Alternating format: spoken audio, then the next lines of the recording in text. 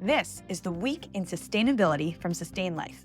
It's where our team of sustainability experts and practitioners share commentary to keep you up to date on developing stories and news. I'm Melissa Raid, Chief Sustainability Officer at Sustain.Life, and I am joined today by David Nelson, head of our design team. Hello and welcome, David. Hi, Alyssa. Thank you. Thanks for having me. Awesome. Before we get kicked off with the exciting news of the last week, do you want to tell everyone on the line what it is you do at Sustain.Life? For sure. Yeah. So I'm responsible for ensuring our software empowers individuals and businesses to make a positive impact on our planet. As the head of design, my primary role is to lead a dedicated team of designers and creating a user-friendly and engaging product. I'm really, truly passionate about creating solutions that enhance users' experience. And I'm super honored to be part of a team that's making a difference every day. Awesome. Well, thank you so much. I think this is your inaugural joining of the Week in Sustainability. So thanks so much for joining us today for this week's news.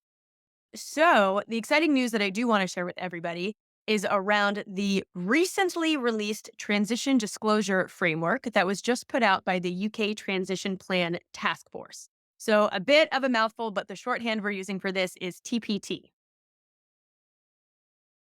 Well, let's say you frame this as exciting. I'm absolutely sure it is, but I'm also hearing here's yet another framework, another acronym for us all to remember in an ever thickening alphabet soup of ESG.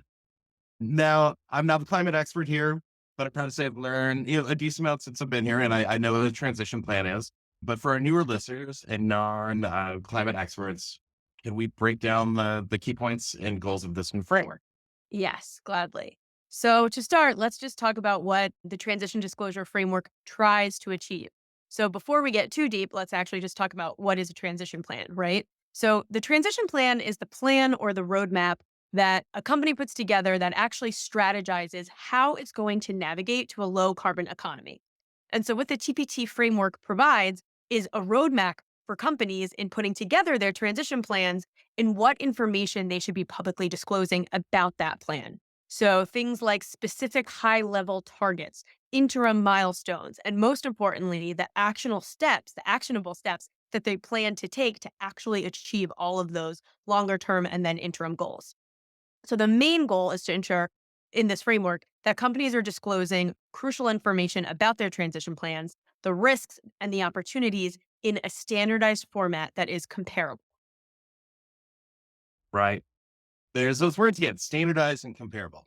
That seems to be the undertow of all the climate disclosures we see across jurisdictions like the new California bills we talked about on last week's episode, the EU CSRD, the FCC's proposed rule, and the ISSB's IFRS disclosures.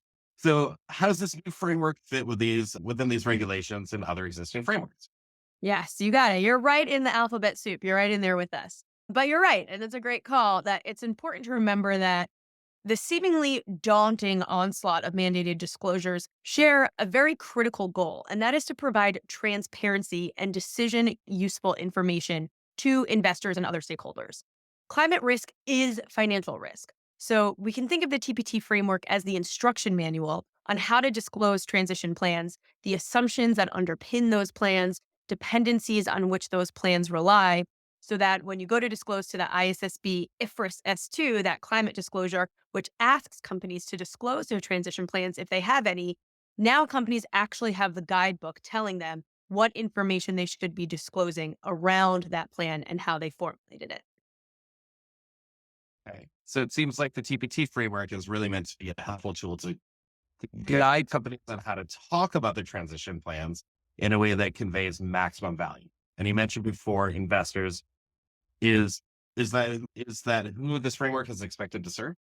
Yeah, it is. So investors, and we talk about this a lot on this podcast and of course across with all of our customers and users, investors increasingly want to understand not just what climate goals a company has and their progress towards achieving those goals, but also on how they're actually thinking and strategizing around managing risks, transition risks, physical risks, and the transparency in that strategy in what considerations they're including in that model help investors make informed decisions. And of course, it also helps inform broader stakeholders so that they can hold companies accountable for their climate related actions.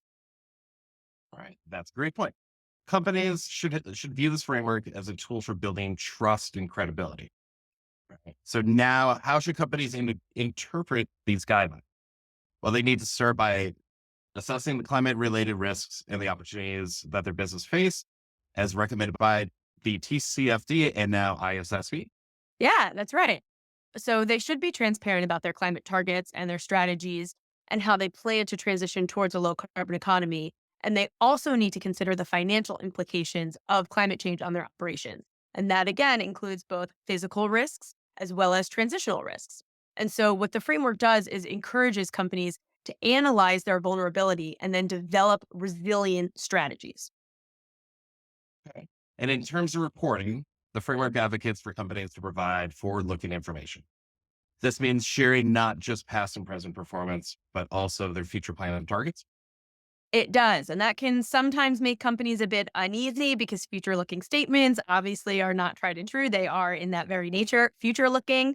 But the transition disclosure framework provides essentially a consistent set of metrics and disclosures that can be used globally in those forward looking statements. And so that ensures that investors can basically make apples to apple comparison among companies. And so I think it's important with this specific framework to keep in mind that this isn't reporting for reporting's sake. This is about improving decision making, both within the company that's actually making the transition plan, as well as providing transparency to investors and capital markets around what went into that decision making process and where it ultimately led a company to make decisions.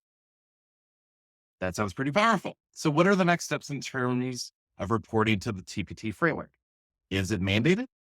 Is there a phase timeline like we've seen with so many of the other climate disclosure rules? That's a great question. So, this is really fresh off the press. Just this week, the framework released both the framework as well as implementation guidance, sector neutral implementation guidance. So, it doesn't matter what sector you're in, this is the guidance you follow. And then next month in November, they're planning to release sector specific guidance. So, across 40 distinct sectors, specific guidance for those. So, the framework is new and it's voluntary, as many of these frameworks are in the beginning. But the UK has committed to moving towards making the disclosure of transition plans mandatory. So it's likely that this framework, which kind of has support, could ultimately lead into a regulation in the future. All right. So, it's coming out of the pike. So, I'm assuming the A plus students are probably already cracking open their TPT textbooks. So, I hope so. Yeah. Well, we had a short one this week, so that's what we wanted to talk about. Thanks to everyone for joining us. Thank you, David, for joining me on your inaugural Week in Sustainability, and we will see you all next week. thanks. Sustain.Life is the leading and most comprehensive sustainability software on the market. To learn how we can help your company measure its emissions and take climate action, go to Sustain.Life. Don't forget to like and subscribe to this show on our YouTube channel or your favorite podcast platform. Thanks for tuning in. See you next week.